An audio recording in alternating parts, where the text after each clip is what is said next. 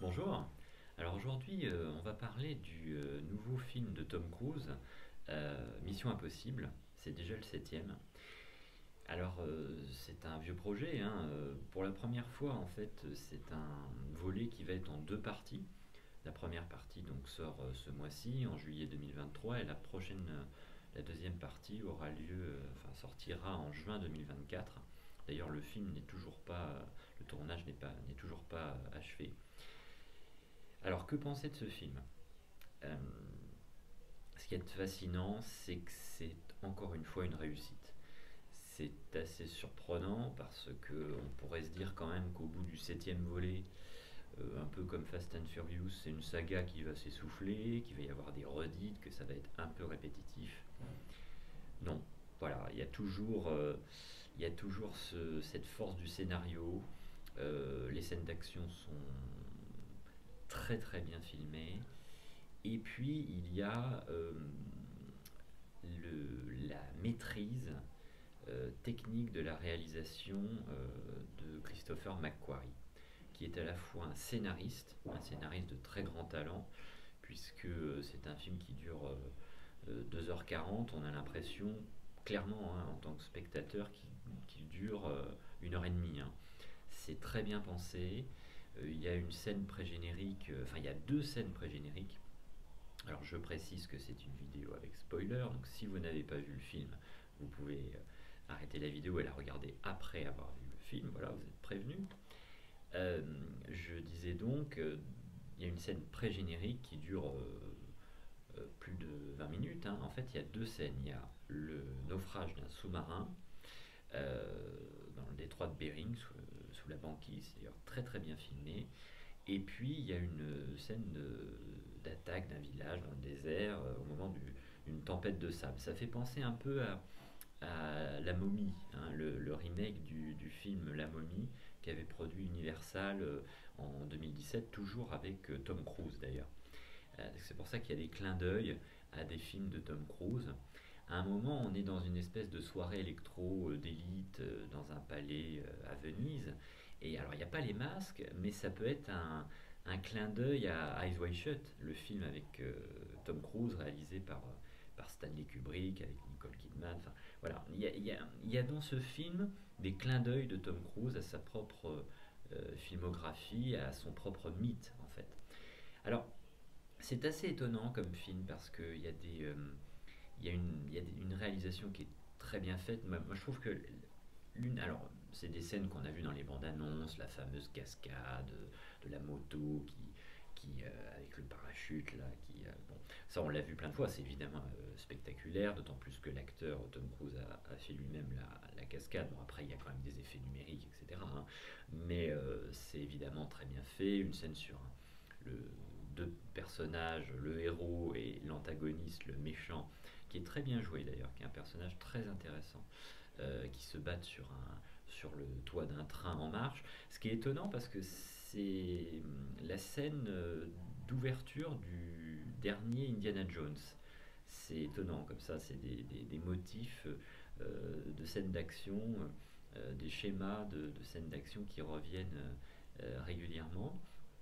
Alors on a évidemment cette scène de l'accident du train à la fin du film qui est très originale et très bien filmée, très spectaculaire, avec de très grandes trouvailles. Là, avec les assiettes et les tables qui tombent, là, on aurait presque l'impression de voir Titanic de James Cameron. Enfin, il y a plein de clins d'œil en fait à des films.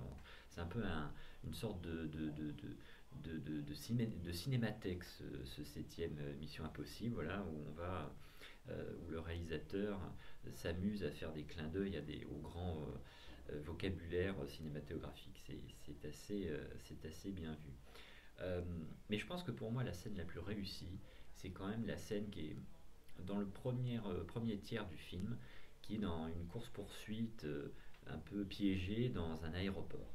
Parce que c'est très bien fait et il y a une sorte de jeu en fait labyrinthique parce qu'il y a une intelligence artificielle qui arrive à mentir, à fausser les images. Donc c'est aussi une réflexion sur le statut des images à l'ère des deepfakes, de l'intelligence artificielle. Donc c'est toujours une série qui est à la fois très classique, qui joue sur des codes, une tradition, mais en même temps qui est toujours connecté aux problématiques de l'actualité, du présent et du futur.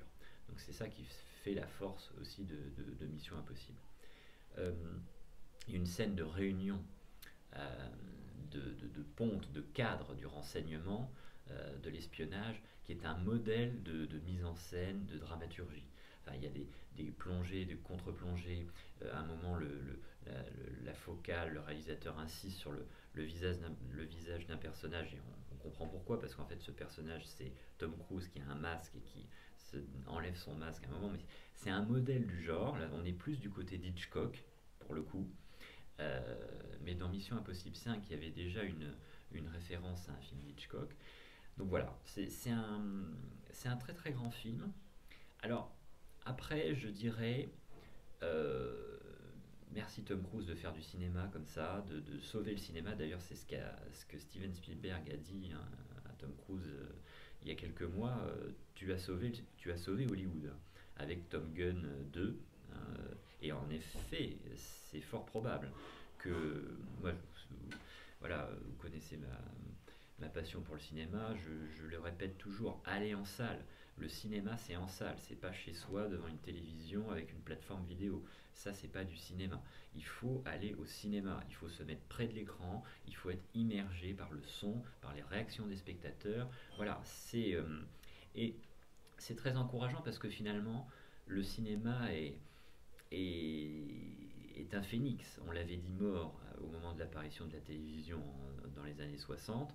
Il a survécu et là on l'a dit mort il y a un an ou deux avec les plateformes vidéo, et il est en train de supplanter les plateformes vidéo qui, elles, se portent plus mal qu'il y a quelques temps et qui, à mon avis, ont un avenir moins mirobolant que celui qu'on leur avait annoncé.